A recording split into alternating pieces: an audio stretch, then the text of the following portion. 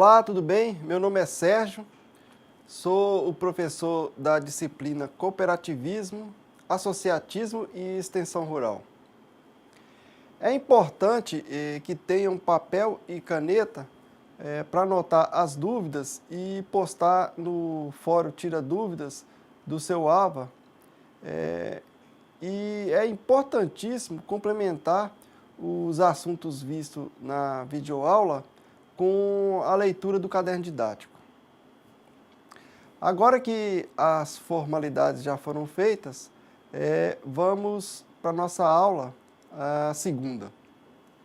Vimos na aula 1 que o cooperativismo e o associatismo vêm da necessidade da população de enfrentar as dificuldades do cotidiano, sendo que individualmente a resolução desses problemas eram e são mais difíceis.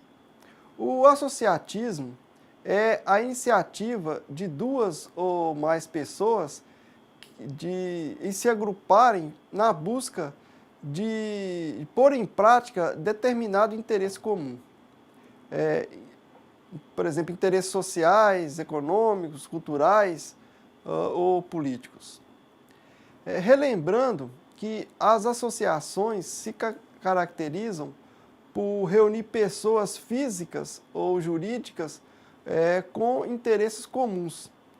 Permite que os associados deliberem em assembleia, com cada associado tendo direito a um único voto, ter seu patrimônio constituído pela contribuição dos associados e ser entidade de direito privado. Dentre os vários tipos de associações, posso apontar algumas: a de moradores, de pais e mestres, de consumidores, mas o nosso objeto de estudo inicialmente será a Associação de Produtores Rurais. Fazem parte desse tipo de associação os empresários rurais e, óbvio, os produtores rurais. As associações filantrópicas têm a finalidade de prestar serviço de assistência social a idosos, doentes, pessoas carentes e outras.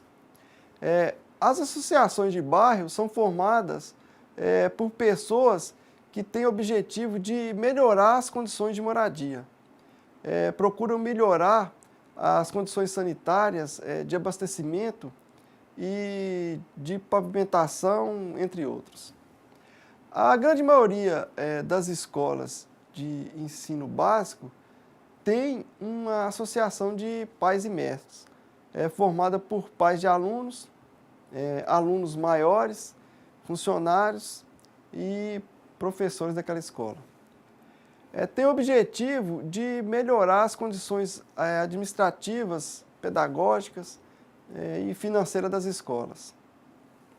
A Associação de Consumidores tem o objetivo de lutar contra os abusos de vendedores e lojistas. Existem pessoas que, por passarem por uma tragédia ou doença grave, se unem em associações para cuidar de pessoas que estão passando por problemas semelhantes. As associações culturais e desportivas surgem da necessidade de defender atividades artísticas e desportivas. As associações de classe são constituídas quando pessoas sentem a necessidade de buscar aprimoramento e atualizações profissionais através de cursos, de palestras e de criação de grupos de estudos e de trabalhos. As associações de compra e venda surgem através de acordo entre empresários que se juntam para, através de ações associadas, melhorar suas políticas comerciais. Bom, é importante que percebam que para se formar uma associação, 3 condições básicas devem existir. Primeiro, tem que haver um objetivo comum. Depois, uma liderança. E, por último, uma participação efetiva dos associados. É difícil conceber que pessoas com objetivos diferentes consigam se associarem para buscar uma solução para seus problemas. Uma condição para a existência da associação é a liderança.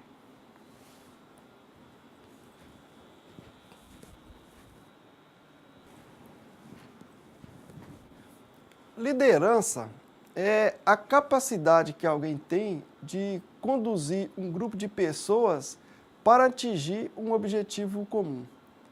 Podemos dizer que um bom líder é aquele capaz de criar estímulos para que as pessoas busquem soluções e resolvam os problemas.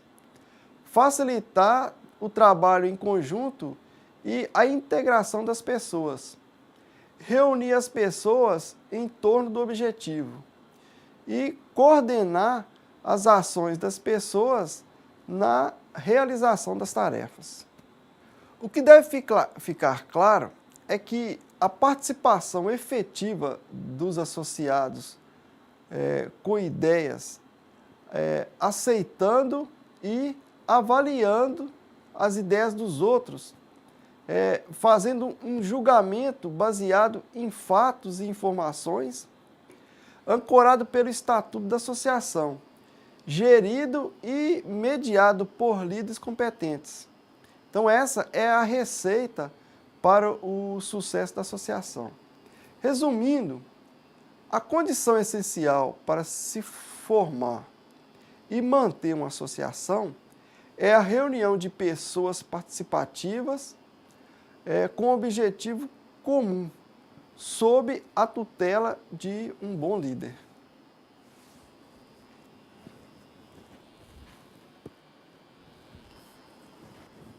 Para a criação de uma associação, é preciso que um grupo de pessoas se reúna com objetivos comuns.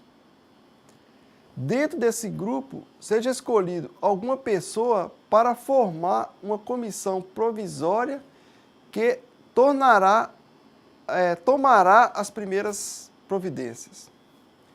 O grupo elabore uma minuta do estatuto para a associação. Uma reunião seja convocada para discussão preliminar do estatuto. Em toda reunião, seja elaborada uma ata. E, por último, seja convocada a assembleia para a função da associação e nessa assembleia deve ser aprovado o estatuto por pelo menos 2/3 dos membros da associação. Deve ser eleita a diretoria e deve-se dar posse aos seus membros. Para a criação de uma associação, é preciso ainda que seja feito o registro da associação em um cartório de títulos e documentos. E para isso é necessário levar o requerimento de registro, a ata de fundação da associação, o estatuto da associação e os documentos pessoais do presidente. Seja realizada a inscrição na Secretaria da Receita Federal para obtenção do Cadastro Nacional de Pessoa Jurídica, CNPJ. Seja feita a inscrição na Secretaria Estadual da Fazenda para a obtenção da inscrição estadual. Esse passo só é necessário para as associações que comercializem produtos e precisem emitir nota fiscal. Realize-se a inscrição na prefeitura Isso é importante se a associação for filantrópica, para ficar isenta dos impostos e, se for prestadora de serviço, para emitir nota fiscal de prestação de serviço. E que seja feita a inscrição no INSS e no Ministério do Trabalho, caso hajam funcionários. Resumindo o que foi dito até aqui, podemos dizer que a organização das pessoas em associações é uma das melhores formas de se resolver problemas comuns ao grupo.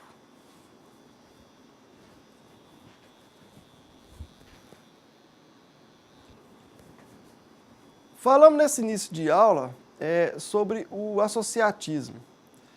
Agora voltaremos ao cooperativismo e, para isso, é importante saber quais são seus valores. Mas você sabe dizer o que são valores? Os valores são qualidades pelas quais as instituições são reconhecidas.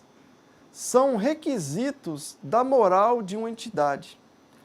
São qualidades que fazem parte dos ideais da entidade.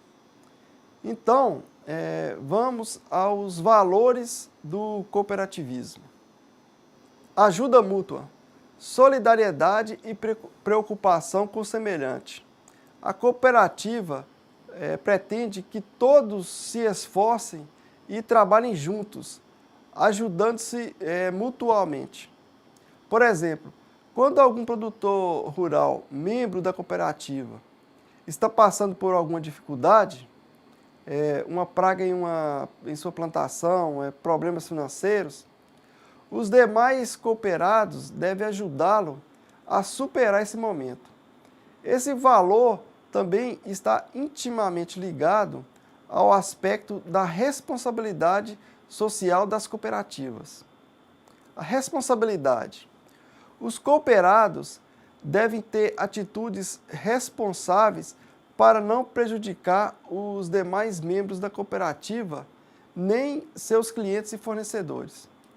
A responsabilidade traduz-se em seguir as orientações da cooperativa quanto à qualidade da produção, participar efetivamente de todas as ações da cooperativa, dando opiniões e sugestões, respeitando as decisões do grupo.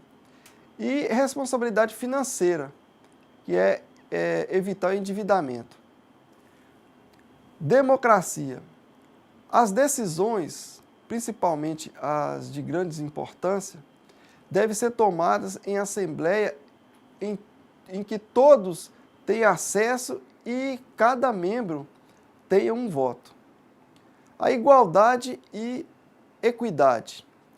Equidade quer dizer a atitude de reconhecer imparcialmente o direito de cada pessoa. Portanto, na cooperativa não deve haver distinção de pessoas. Todos devem ser tratados igualmente. Todos os associados têm iguais direitos e deveres. É totalmente contra seus valores o surgimento de grupos privilegiados, ou seja, algumas pessoas serem melhor tratadas em função de sua condição social ou parentesco, por exemplo. Responsabilidade social. Os dirigentes da cooperativa e os cooperados devem orientar suas ações de forma a proporcionar benefício à sociedade. Podemos citar como exemplo de responsabilidade social a participação dos membros da cooperativa como voluntários em projetos sociais da comunidade. A própria cooperativa participando de projetos de preservação do meio ambiente e educação de jovens em comunidades carentes, oferecidos pela cooperativa. Honestidade e transparência. Os dirigentes devem administrar a cooperativa com a máxima honestidade e transparência, buscando e incentivando a participação crescente dos cooperados. Os relatórios financeiros e contábeis da cooperativa devem ser acessíveis a todos os cooperados, ou seja, eles têm o direito de olhar e conferir esses documentos quando acharem necessário. Todas as ações da cooperativa devem ser claras, de forma que todos os cooperados tenham informações sobre o que acontece na gestão da entidade. Vejam que esses valores são praticamente os mesmos que devem ser implementados nas famílias. O texto apresentado está integralmente disponível no caderno didático. Vale a pena dar uma olhada com atenção, mesmo porque estão aí os valores, né, do cooperativismo. E depois tem prova. Bom, também os princípios, que são as atitudes que entendemos como corretas e éticas. Esses princípios são as diretrizes, o norte que orientam a prática dos seus valores, e a doutrina cooperativista, que é o conjunto de valores e princípios da sustentação ao funcionamento, ao crescimento e desenvolvimento das cooperativas. Esses princípios foram sendo adequados ao longo do tempo.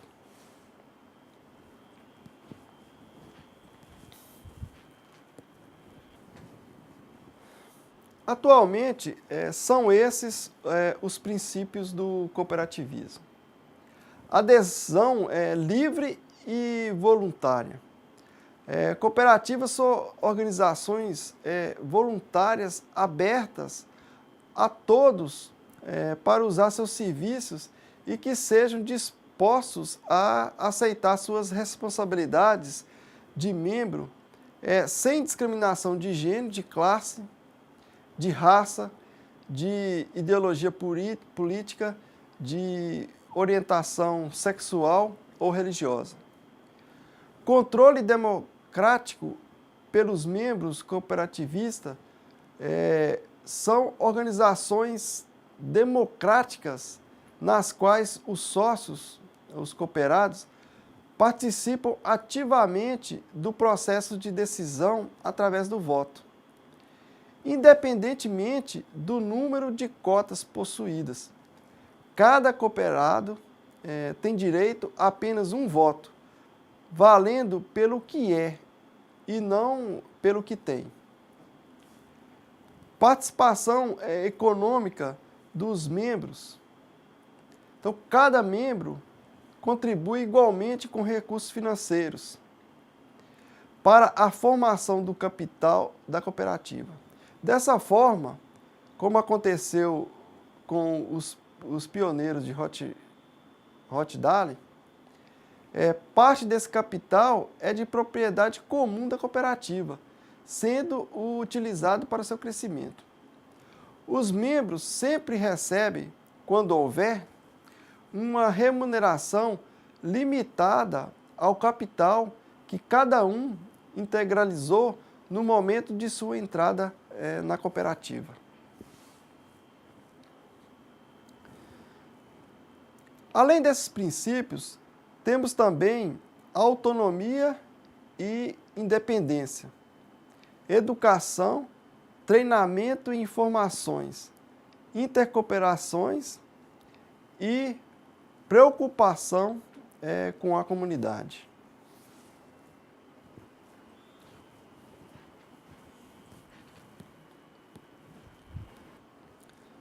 Autonomia e independência. O funcionamento da cooperativa é controlado pelos seus associados, que são os donos do negócio.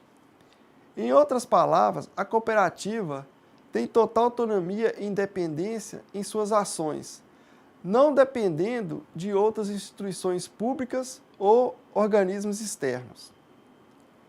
Educação, treinamento, informações.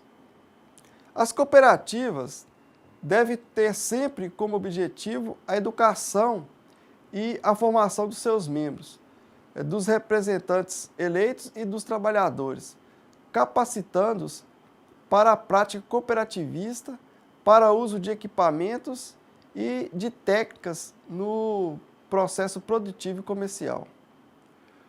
Cooperação entre cooperativas, a intercooperação. As cooperativas devem trabalhar juntas para que haja um intercâmbio de informações, produtos e serviços. Dessa forma, prestam melhores serviços a seus associados e fortalece o movimento cooperativista. Preocupação com a comunidade. As cooperativas trabalham para o bem-estar de suas comunidades por meio da execução de programas socioculturais aprovados pelos seus membros, colocando em prática o valor da responsabilidade social. Falamos antes que para se associar, a pessoa tem que estar consciente do que pretende e que os interesses dos associados sejam compartilhados. É de extrema importância que o cooperado contribua em favor dos administradores, participe e fiscalize para que todas as decisões sejam corretas e representativas da vontade da maioria. Cabe, então, conhecer quais são os direitos e os deveres dos cooperados.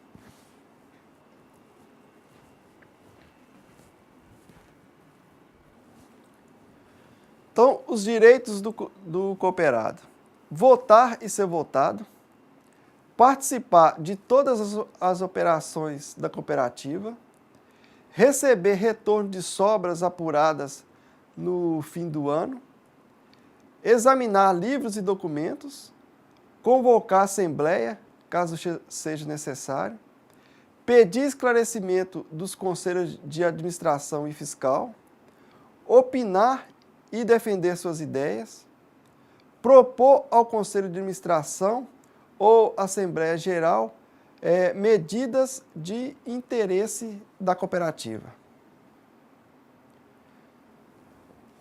Como em todo lugar, e na cooperativa também, os cooperados têm deveres. Vejamos então.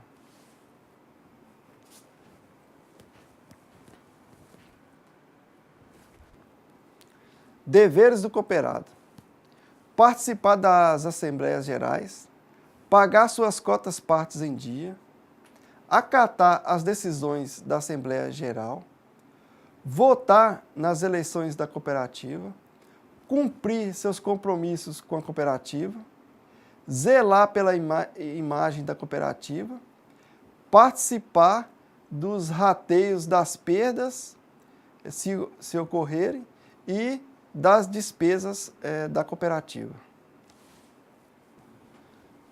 Assim como a maioria das instituições, o cooperativismo também tem seus símbolos. Um emblema e uma bandeira. Cada parte do emblema tem um significado. Os pinheiros unidos, por serem plantas resistentes, dão a ideia de imortalidade e de fecundidade. O círculo remota a continuidade e vida eterna.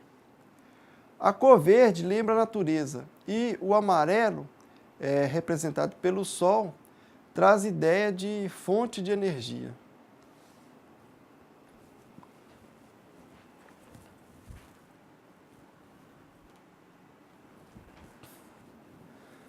E a bandeira representa o arco-íris, e cada cor do arco-íris é uma qualidade da cooperativa. A primeira cor, da esquerda para a direita, é o vermelho. Representa a coragem. A segunda é o alaranjado, representa uma visão de futuro. A terceira, o amarelo, indica a força e a energia dos cooperados. O verde representa o crescimento de cada um dos cooperados e, por consequência, da cooperativa. O azul representa o princípio do interesse pela comunidade e a responsabilidade social. O anil indica a necessidade de ajudar a si e aos outros. E o violeta, que significa o calor humano e o companheirismo. As cooperativas são bastante organizadas. Existe o chamado sistema cooperativista. Você deve perceber que a organização das cooperativas tem uma abrangência internacional. Vejam como se organiza as cooperativas no mundo.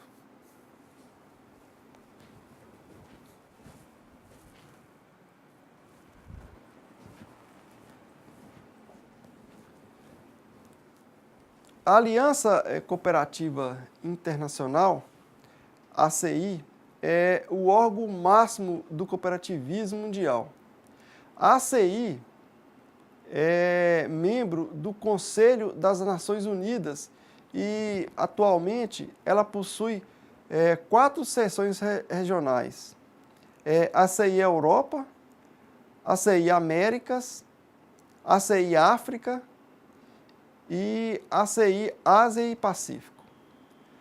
No continente americano, subordinada à ACI, temos a Organização das Cooperativas da América, a OCA, representando todas as associações do continente americano. Tem sede em Bogotá, na Colômbia, e conta com 20 países membros.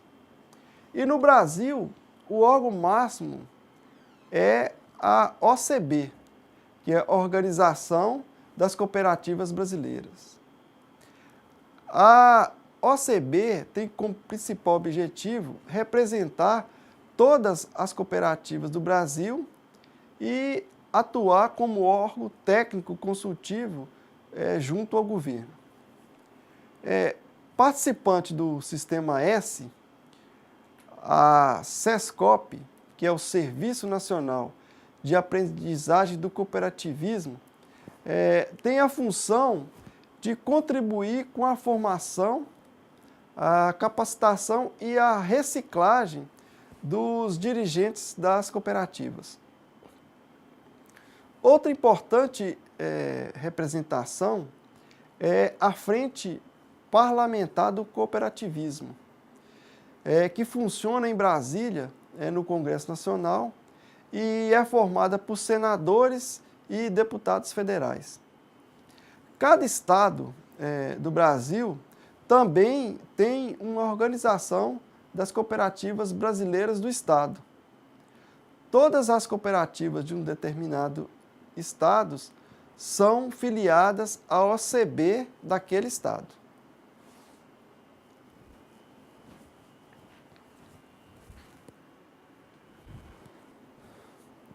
O sistema OCENG é formado pela OCENG, entidade de representação política e sindical patronal das cooperativas do Estado, e também pela SESCOP-MG, responsável pelas atividades de formação profissional, monitoramento e promoção social do setor. Atua em benefício do crescimento e desenvolvimento do cooperativismo mineiro orientando as cooperativas na busca por uma gestão cada vez mais eficiente, que impulsione o crescimento socioeconômico do Estado. Mas como as cooperativas são classificadas? As cooperativas podem ser classificadas em singular, ou de primeiro grau, central ou federação, ou ainda de segundo grau, e confederação, ou de terceiro grau. Assim, cooperativas singulares, ou de primeiro grau, são aquelas constituídas por no mínimo 20 pessoas e podem prestar qualquer tipo de serviço. Centrais ou federações são constituídas por no mínimo 3 cooperativas singulares. Tem como função organizar serviços em maior escala, integrando forças e produção. E confederação, ou de terceiro grau, são constituídas de pelo menos 3 centrais. Tem por objetivo orientar e coordenar atividades das filiadas. É importante que tenham em mente que, se uma cooperativa não é reconhecida, ela não é, na verdade, uma cooperativa e não faz parte dessa estrutura que nós falamos. Vimos que a cooperativa é autônoma, mas é obrigada a seguir as regras estabelecidas. Então, senhores, chegamos ao fim da nossa segunda aula. Obrigado pela presença. Conto com vocês na próxima aula. Até lá e que Deus o acompanhe.